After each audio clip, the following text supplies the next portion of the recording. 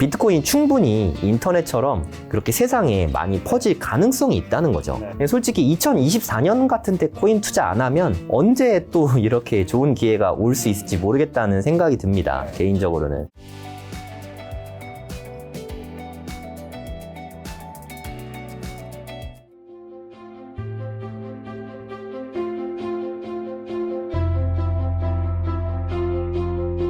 자, 비트코인이 지구 어디서든 지정학적 리스크부터 지켜줄 자산이 된다고 하잖아요. 네네. 이게 진짜 되나요? 그러기에는 뭔가 러시아, 우크라이나, 이스라엘, 하마스 있을 때마다 뭔가 치고 올라가야 될 것 같지만 뭔가 전쟁에 대한 그런 거는 2022년보다 23년, 네. 3년보다 4년이 조금씩 더 고조가 되는 분위기에 있지만 네. 그럴 때마다 비트코인 가격이 뭐 그와 유사하게 움직인 것 같진 않거든요. 오히려 빠지죠. 저는 그 처음에는 얘기 들을 때 네. 그럴 수 있겠구나. 지갑에 누가 근데 실제는 그렇게 안 움직이는 것 같은데? 네. 라는 생각이 들더라고요. 네, 그게 세상의 인식이 아직까지는 비트코인은 좀 위험 자산으로 분류가 되어 있어서 그런 것 같아요. 하지만 실제로 전쟁이 일어난 그 국가에 가면은 확실히 좀 프리미엄이 많이 끼게 되는 것 같거든요. 그러니까 옛날에 그 아프간 사태 있었잖아요. 네. 아프간 사태가 있었을 때도 비트코인 프리미엄이 상당히 높아졌었고요. 네. 그리고 러시아 우크라이나 전쟁 때도 서로 이렇게 이렇게 미사일 같은 거 주고받고 하다가 그리고 실제로 선전포고를 하고 탱크가 막 밀고 들어가잖아요. 이렇게 교전이 일어나고 좀 불안할 때에는 비트코인 가격이 좀 빠지다가 오히려 러시아에서 이제 선전포고를 한 다음에 그 다음에 비트코인 가격이 오히려 좀 올라갔습니다. 그러니까 완전히 전면전이 되고 물론 그런 건 좋은 건 아니지만 슬픈 일이지만 전면전이 나고 실제로 전쟁이 나면 이제 현실로 닥치는 거잖아요. 그럼 내 자산은 뭘로 싸가지고 가야 되지? 이거를 현실적으로 생각할 수밖에 없거든요. 그럼 우리가 흔히 생각하는 게 부동산을 갖고 가는 건 완전 불가능하고, 금이나 달러 요 정도이지 않겠습니까? 근데 금 같은 경우는 금속 탐지기에 다 걸리잖아요. 어떻게 이렇게 지나갈 때 띠띠하면 좀 뺏길 수도 있고, 그것도 너무 무겁잖아요. 1억 원어치 금을 가져간다. 생각하기도 좀 어려운 것 같고. 하지만 비트코인은 그냥 만약에 본인이 시드 문구만 외울 수만 있다면 아무것도 안 가져가도 되거든요. 그냥 맨몸으로 가도 되거든요. 혹시 외우기 어렵다면 그냥 핸드폰에 저장해 놓거나 종이만 좀 잘 가져가도 그게 전 세계 어디를 가도 다 가지고 나갈 수 있거든요. 그렇죠. 네, 요런 게 가장 큰 장점일 수 있다고 생각이 그래서 저는 듭니다. 궁금한 건 이제 그게 장점인 건 저도 정확하게 인지를 했는데 네네. 그러면 이제 세계가 사실 지금 최근 몇 년 동안에 이렇게까지 전쟁 위기가 고조된 적이 없는데 맞아요. 네. 그에 맞춰서 어쨌든 가져나갈 수 있는 건 아는데 그 상황에 맞춰서 비트코인 가격이 안 올랐단 말이죠. 네네.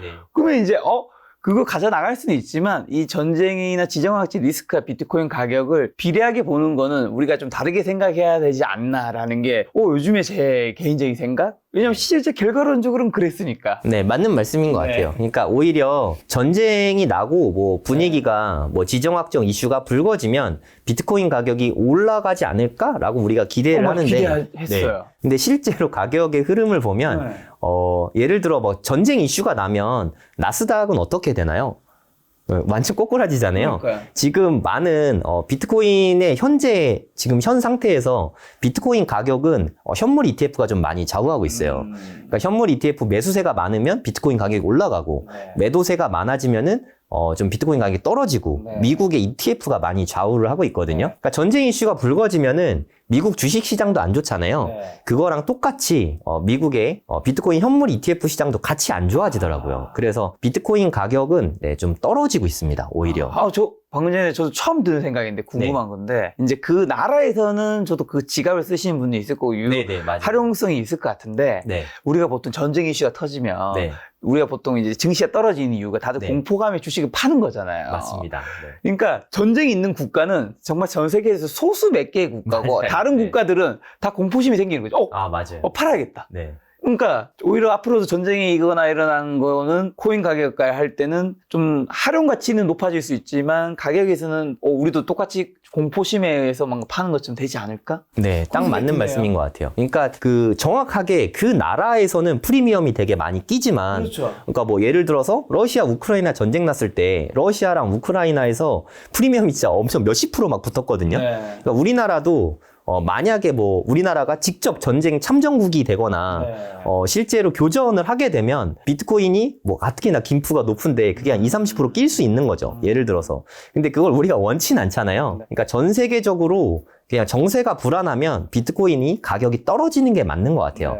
근데 남의 일이 아니라 진짜 내 일이 된다면 만약에 진짜 우리나라가 뭐 지정학적 이슈에서 자유로울 수 없는 나라잖아요. 진짜 내 일이 된다면 뭐 지갑에 일부 보관을 하고 좀 들고 나갈 수 있는 대비는 뭐 소액만이라도 해두면 그럴 때는 좀 요긴하게 쓰일 수 있지 않을까라는 생각은 듭니다. 자, 비트코인 얘기 지금까지 많이 여쭤봤으니까 알트도 한번 여쭤보려고 합니다. 비트코인보다 알트가 어쨌든 훨씬 위험하지만 어쨌든 더 오르는 것도 있단 말이죠. 더 오르는 알트코인 좀 어떻게 찾을 수 있나요? 네, 그게 사실 가장 난이도가 높은 건데 아까 주식 투자가 가장 어려운 게 종목 선택이라고 말씀드렸잖아요. 이것도 마찬가지 종목 선택이 돼버리는 거겠죠. 그렇죠. 알트코인도 마찬가지라는 생각이 좀 듭니다. 그러니까 알트코인을 그래서 뭘 사야 되나 이게 좀 가장 난이도가 높다고 생각을 하거든요. 알트코인은 아쉽게도 ETF가 없어요. 그러니까 예를 들어 주식을 뭘 사야 될지 모르겠다 하면은 뭐 QQQ나 뭐 이런 걸 우리는 보통 사잖아요. 그래서 그냥 좀 지수에 투자한다 이런 느낌으로 가는데 지난 2021년에도 알트코인이 엄청나게 많이 오르지 않았습니까? 이게 2021년에 지난 불장의 모습이거든요. 이게 토탈3라고 하는데 토탈3가 뭐냐면 전체 암호화폐 시총이 있잖아요. 그 중에 비트코인도 빼고 이더리움도 빼고 우리가 흔히 아는 알트코인의 시총을 나타낸 차트거든요. 보시면 무려 한 4달 동안 140일 동안 671%가 올랐습니다. 그러니까 이게 평균적인 거잖아요. 평균적으로 한 4달 동안 한 7, 8배가 올랐다는 뜻이잖아요. 더 엄청 오른 것도 있을 거고 떨어진 것도 있을 거고 뭐 있겠죠. 그래서 뭐 20배, 30배 오른 알트들도 되게 많을 거거든요, 사실. 근데 우리가 이거를 바라고 큰 돈을 한 군데 몰빵하면 좀 다 잃을 수 있잖아요. 그래서 제가 좀 코인 투자에서 추천하는 방법은 비트코인 비중을 좀 높게 하고 알트코인은 좀 비중을 좀 낮게 해서 투자를 하면 그래도 좀 합리적이라고 생각하거든요. 제가 생각하는 좀 합리적인 비율은 비트코인 대 알트코인을 한 10대 1 정도 비중으로 투자를 하면 괜찮은 것 같아요. 그래도 알트코인도 지금 같은 뭐 올해나 내년쯤에 이게 좋은 때 투자하면 나쁘지 않다고 생각하거든요. 그리고 최근에 비트코인은 한 20% 정도 조정이 왔었잖아요. 알트코인은 훨씬 더 큰 조정이 왔거든요. 한 대략 평균적으로 한 30% 정도 떨어졌고 많이 떨어진 거는 한 60% 떨어진 것들도 심심찮게 볼 수 있거든요. 그러니까 지금은 알트코인이 어느 정도 좀 조정을 받고 있긴 합니다. 그래서 좀 어떻게 보면 좀 저가 매수의 찬스일 수도 있긴 하죠. 알트가 비트보다 훨씬 변동성이 심한데 굳이 이제 비중을 좀 작게 하지만 그래도 그 중에서 어떤 걸 사야 돼요? 그러니까 이제 종목 선정 기준을 좀 말씀드리고자 하는데 알트코인 같은 경우는 섹터가 상당히 중요합니다. 올해 좀 집중받았던 섹터들은 밈코인이 되게 좀 많이 유행했었고요. 그리고 올해 주식의 가장 큰 테마가 아무래도 AI였잖아요. 그 영향을 코인 시장에도 그대로 좀 반영이 많이 됐거든요. 그래서 AI 쪽 코인들이 올해 좀 많이 올랐었습니다. 그리고 RWA라고 하는데 리얼 월드 에셋이라고 하거든요. 아까 그 블랙락이 요새 그 코인 시장에서 좀 다크호스 같은 존재예요. 블랙락이 손대기만 하면 그냥 암호화폐 쪽은 그냥 팍팍 올라가거든요. 예전에 엔비디아의 젠슨 황이 삼성전자를 언급하자마자 삼성전자 주식이 막 올라갔잖아요.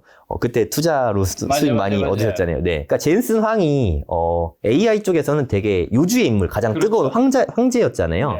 그게 암호화폐 시장에는 현재 좀 블랙락이 그런 역할을 하고 있다고 생각이 듭니다. 그래서 블랙락이 현재 밀고 있는 게 RWA거든요. 블랙락의 향후의 비전을 보면 모든 자산을 다 토큰화 하려고 생각하고 있어요. 그러니까 토큰화라는 게 코인처럼 만들어서 판다는 거거든요. 그러니까 예를 들어서 미국 국채 투자하는 거 좀 되게 번거롭고 어렵잖아요. 근데 이런 거를 코인 시장에 예를 들어 푸는 거예요. 토큰으로. 그러면 내가 코인을 사면은 거기에서 국채 수익률 5%씩 수익이 나오고 예를 들어 그런 거예요. 블랙락이 생각하는 게 그런 RWA 프로젝트거든요. 그래서 RWA 관련된 코인들이 일부 있거든요. 근데 걔네들을 투자하는 것도 방법인데 제가 이렇게 저렇게 서치를 해봤는데 우리가 생각하는 주식 투자와 우리가 실제 코인 투자는 좀 많이 달라요. 그러니까 주식은 실제로 돈을 벌면 올라가잖아요. 근데 코인은 좀 다 테마주입니다. 그러니까 뭐가 묻었다, 뭐 스럽다 하면은 가격이 막 뜨거든요. 네네. 아까도 뭐 이렇게 트럼프 이름으로 된 밈코인, 그게 뭐 무슨 기능이 있겠어요. 하지만 트럼프가 묻어 있음으로 인해서 가격이 그냥 올라가는 거잖아요. RWA도 마찬가지라는 생각이 듭니다. 그냥 RWA가 묻어 있으면 가격이 올라갈 수 있는 거죠.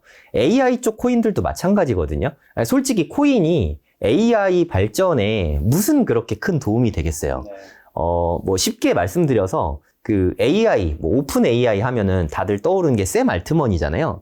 샘 알트먼이 만든 코인이 있거든요. 네, 그게 월드코인이라는 코인이 있거든요. 네. 네. 하지만 월드코인은 그거는 뭐 아이덴티파이 코인이에요. 홍채 인식을 하는 그런 코인이거든요. 홍채 인식을 하면 뭐 코인으로 보상을 해주고 이런 코인인데 샘 알트먼이 만들었다는 이유로 그거를 AI 쪽으로 분류를 하고 있어요. 하지만 그러니까 AI 기술하고 아무 상관이 없다는 얘기죠. 쉽게 말해서. 그럼에도 불구하고 샘 알트먼이 묻었다는 이유로 그렇게 올라가는 거죠. 그래서 기왕에 알트코인을 투자하겠다고 하면 그냥 아무거나 막 사기보다는 제가 좀 추천드리는 거는 그래도 기본적으로 100위권 내에서 구글에다가 코인 마켓캡이라고 검색을 하시면 되거든요. 예, 코인 마켓캡으로 검색을 하면 이런 사이트가 나오는데 여기에서 시총 순서대로 이렇게 정리가 좀 되어 있습니다.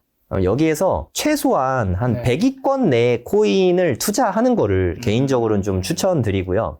여기 보시면은 좀 섹터가 카테고리별로 좀 정리가 되어 있습니다.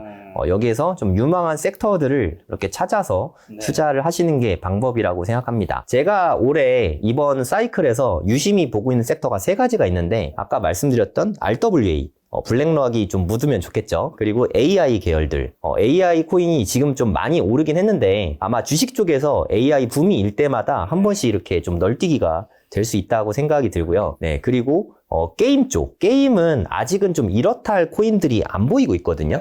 하지만 지난 장에서 게임 쪽 코인들이 엄청나게 많이 올라갔어요. 그러니까 흔히 뭐 엑시 인피니티 뭐 이런 거 많이 들어보셨을 텐데 엑시 인피니티 같은 경우는 뭐 코인이 10,000배가 넘게 올랐거든요. 그래서 좀 유망한 게임 코인이 좀 나온 것 같으면은 초기에 좀 소액만 투자를 해도 장 끝까지 가져가면 좀 큰 수익을 얻을 수 있지 않을까 그런 생각이 듭니다. 그러니까 알트코인은 어떻게 보면 좀 복권 투자랑 비슷하게 하는 게 맞는 것 같아요. 그러니까 너무 큰 돈을 투자하고 싶으면 그건 뭐 비트코인이나 일부 이더리움 같은 데 투자하는 게 맞는 것 같고요. 뭐 그냥 솔라나 정도까지 요런 데 투자하는 게 맞는 것 같고 정말 큰 뭐 100배 뭐 이런 거를 바라고 10배, 100배를 바라고 투자를 한다면 좀 소액으로 그래도 기본적으로 한 100위권 내 코인들에 투자하는 게 맞지 않을까? 제가 생각했을 때 100배를 바라고 투자할 때는 내 자산도 다운될 생각하고 투자해야 되는 거예요. 그게 맞는 말씀인 것 같아요. 네. 세상 어느 자산이 100배가 그렇게 쉽게 되겠어요. 그니까요. 네, 100배 바라고 투자한다는 것 자체가 그냥 없는 돈이다 싶어도 되는 것처럼 우리가 투자를 로또 해야지. 살 때 그쵸. 5,000원 그냥 날린다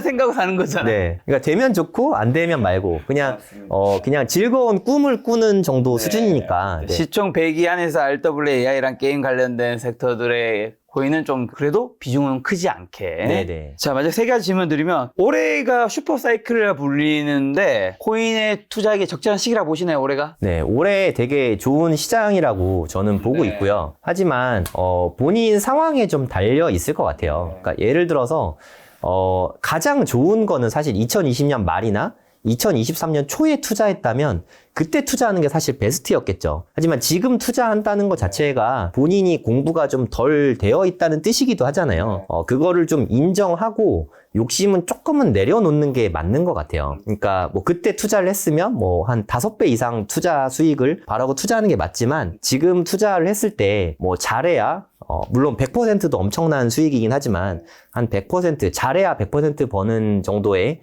수익이다라는 걸 좀 인정하고 너무 좀 몰빵을 안 하시는 게 맞다고 생각하고요. 솔직히 2024년 같은 때 코인 투자 안 하면 언제 또 이렇게 좋은 기회가 올 수 있을지 모르겠다는 생각이 듭니다. 개인적으로는.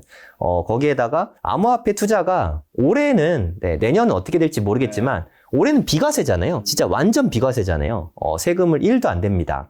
김 작가님도 뭐 세금 많이 내시겠지만 세금 내는 게 물론 국민의 의무고 되게 좋은 일이긴 하지만 그래도 솔직히 아까운 마음은 있잖아요. 절세해야죠. 네. 그러니까 요즘 올해 같은 데 투자하면 거기다 비과세까지 되니까 투자하기 되게 좀 좋은 때이지 않나 뭐 그런 생각은 듭니다. 그리고 올해 이제 막 반감기 지나갔잖아요. 반감기 지나간 지 이제 한 달도 안 됐는데 반감기가 끝나고 한 두세 달 정도는 항상 늘 좀 힘들었던 것 같아요. 아까 김 작가님도 말씀하셨지만 물론 이제 어느 정도 조정을 이미 겪은 상태니까 여기에서 또 20-30% 떨어질 가능성은 저는 희박하다고 보고 있고요. 아무튼 지금 시점도 투자하기에 나쁘진 않은 시점이라고 생각합니다. 하지만 좀 단타로 접근하면은 진짜 큰 돈 벌긴 좀 힘드니까 우리가 좀 인생 역전을 생각하고 코인 투자하시는 분들이 많을 거라고 보고 있거든요. 근데 인생 역전은 단타로 얻기는 힘든 것 같아요. 제가 아는 뭐 투자자분들로 투자로 돈을 많이 버신 분들은 다 위기 때 투자하신 분들이거든요. 솔직히 말해서 지금 비트코인이 위기는 아니잖아요. 그렇죠.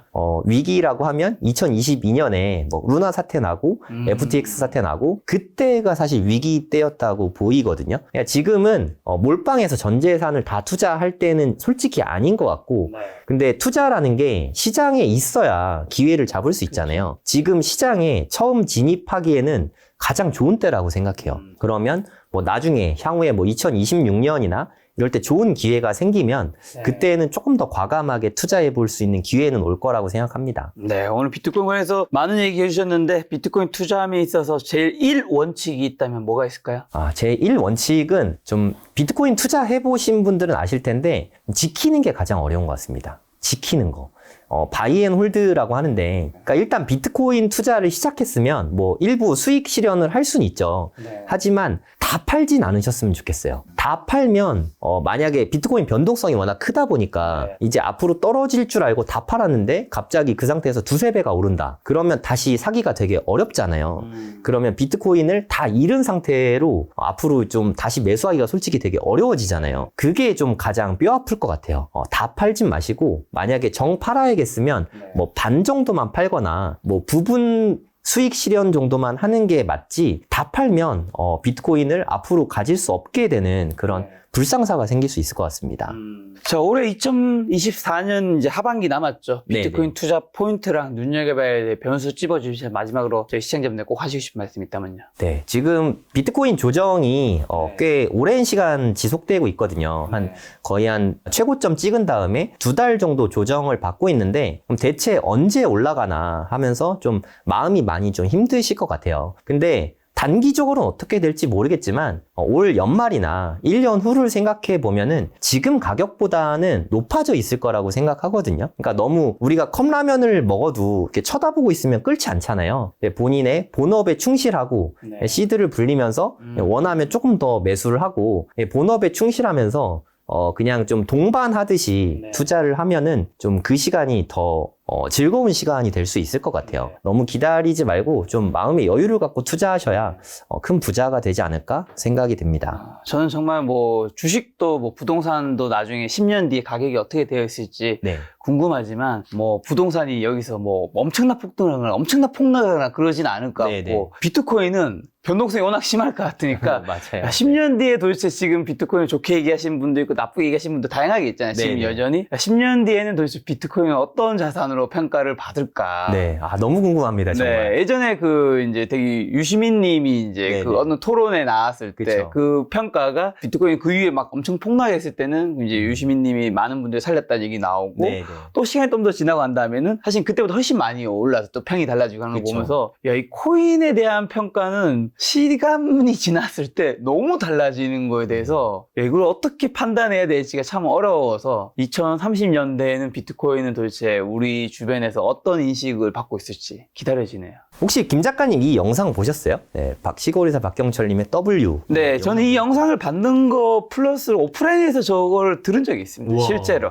이야. 그게 이제 저게 인터넷에 대한 얘기잖아요. W. 네, 맞습니다. 이게 10년 주기로 계속 W라는 게 오고 있다 이런 이야기들을 좀 많이 하잖아요. 그래서 이때 박경철 의사님이 W 이야기한 건 사실 인터넷이었죠. 이게 인터넷하고 비트코인을 비교한 차트거든요. 흰색이 인터넷입니다. 아래 밑에 있는 흰색 글씨가 인터넷 연도를 나타내고요. 지금 현재는 2024년이죠. 그러니까 지금의 모습과 1999년에 인터넷 보급률이 거의 비슷하다고 합니다. 생긴 다음에 한 10년 정도 지난 것도 마찬가지로 비슷한 거고요. 그 뒤로 인터넷이 어떻게 발전해 왔는지 우리는 이미 다 알고 있잖아요. 그러니까 그때는 성부자 몇 명, 그때 W라는 분이 말한 거죠. 이렇게 저렇게 막 될 것이다 라고 말했을 때 아무도 그거를 귀담아 듣지 않았죠. 하지만 지나고 나니까 진짜로 다 그렇게 되어 있잖아요. 지금은 뭐 로버트 기요사키나 캐시 우드 같은 전문가분들이 앞으로 뭐 100만 달러가 될 거야, 200만 달러가 될 거야 이렇게 얘기하면 우리는 뭐 너무 허황되게 들리잖아요, 사실. 하지만 지금까지 10년 동안 횡보를 보면은 비트코인 충분히 인터넷처럼 그렇게 세상에 많이 퍼질 가능성이 있다는 거죠.